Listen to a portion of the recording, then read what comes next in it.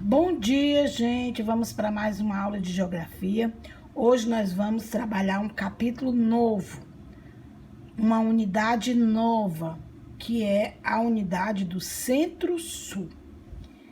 Então, o nosso capítulo que nós vamos trabalhar é o capítulo 12, que nós vamos ver a organização socioeconômica do Centro-Sul, com destaque para a mudança do eixo econômico do Brasil para essa região, depois da pujança do Nordeste açucareiro.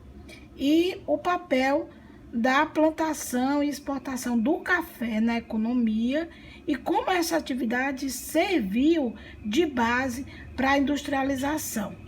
Também vamos discutir nesse capítulo o processo de ocupação da porção sul do território brasileiro e vamos ver a importância central dessa região, né, em termos econômicos, financeiros e tecnológicos, que é destacado principalmente pelo eixo Rio-São Paulo, né, essas relações culturais do Brasil com o mundo e os marcantes contrastes socioespaciais que também serão trabalhados nesse capítulo. Então vamos ver aí, vamos observar o mapa, onde está o Centro-Sul, né? Essa parte clara que abrange, né, Minas Gerais, Espírito Santo, Rio de Janeiro, São Paulo, uma parte, Goiás, uma parte do Mato Grosso do Sul, Paraná, Santa Catarina e o Rio Grande do Sul. Então nós vamos ver assim, a organização do espaço do Centro-Sul. Então, a partir do século XVII, a porção mais interior do espaço do Centro-Sul começou a ser ocupada e organizada. Isso se deu com a decorrência da corrida do ouro.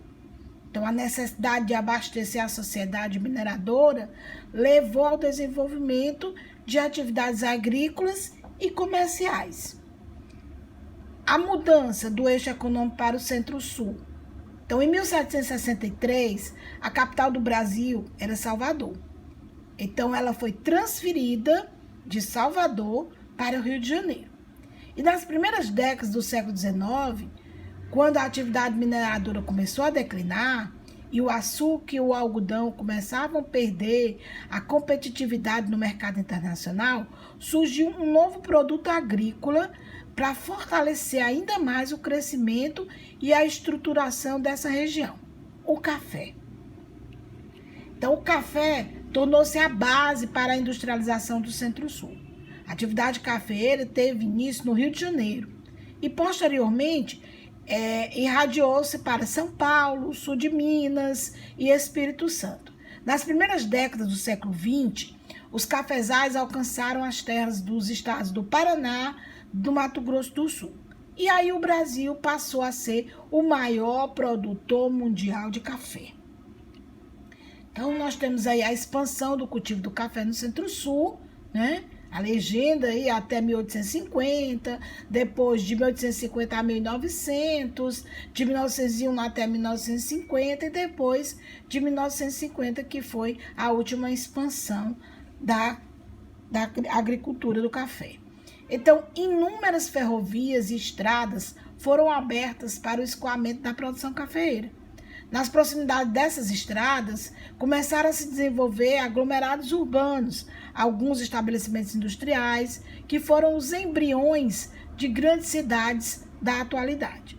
Então, dos quase 5 milhões de imigrantes que o Brasil recebeu até as primeiras décadas do século XX, a maior parte fixou-se no Centro-Sul, influenciando a atividade econômica, a atividade social e a atividade cultural da região. A ocupação na porção sul do território brasileiro. O sul do Brasil não era apropriado para a produção de gêneros tropicais de exportação. Então, para povoá-lo, o governo promoveu a vinda de colonos estrangeiros, fazendo-lhes diversas concessões, como pagamento de transporte, doação de propriedades rurais. Então, aí nós temos pequenos produtores de suco de uva, no Vale do Vinhedo, em Bento Gonçalves, no Rio Grande do Sul. Então, os italianos fixaram-se em São Paulo a fim de trabalhar na cultura do café. Porém, muitos deles dirigiram-se para o Rio Grande do Sul, onde se dedicaram ao cultivo de uva e à produção de vinho. Então, a partir de 1878, eles ingressaram na região poloneses, ucranianos, que se fixaram também na região sul, principalmente no Paraná, onde se dedicaram à agricultura, à pecuária e o extrativismo de madeira.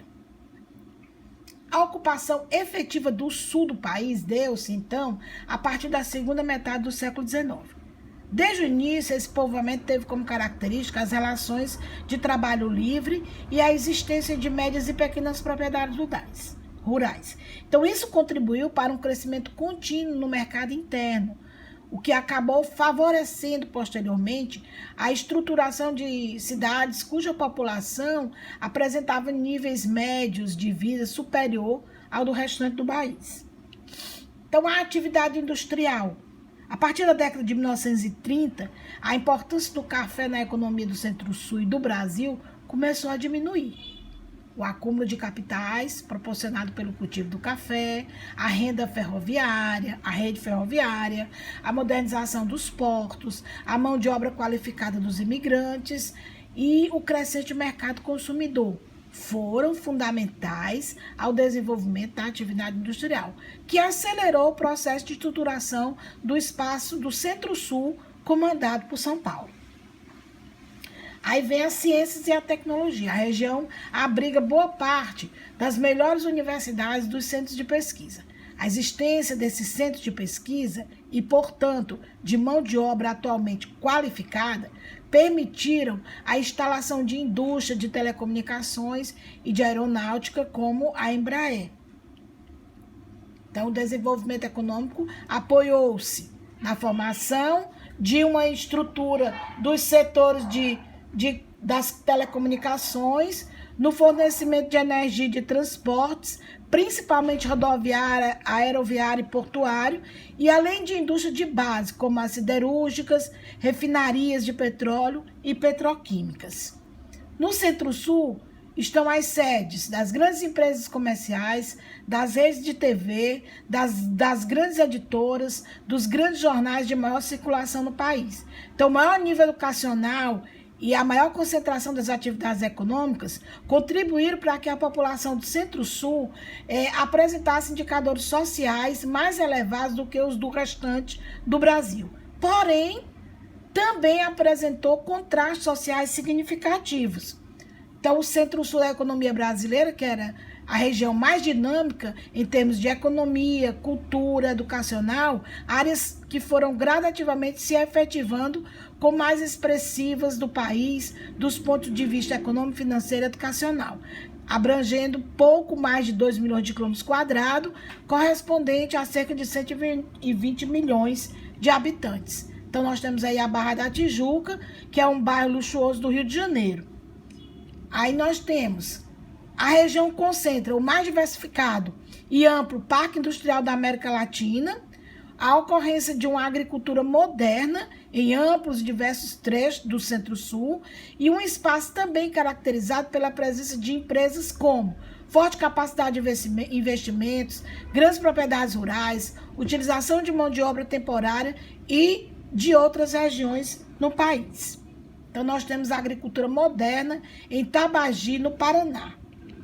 E aí, os centros de economia nacional, que foi um intenso contato com o exterior. Rio de Janeiro e São Paulo passaram a ser os principais centros da economia nacional, onde são tomadas importantes decisões dos planos econômicos e financeiros.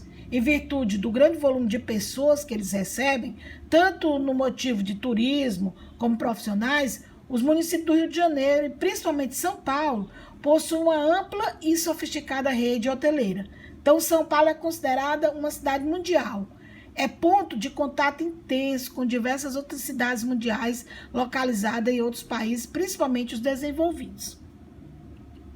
É fundamental relativizar a influência dos centros tecnológicos do Centro-Sul no contexto internacional, comparativamente aos países centrais, que a sua importância é bem menor.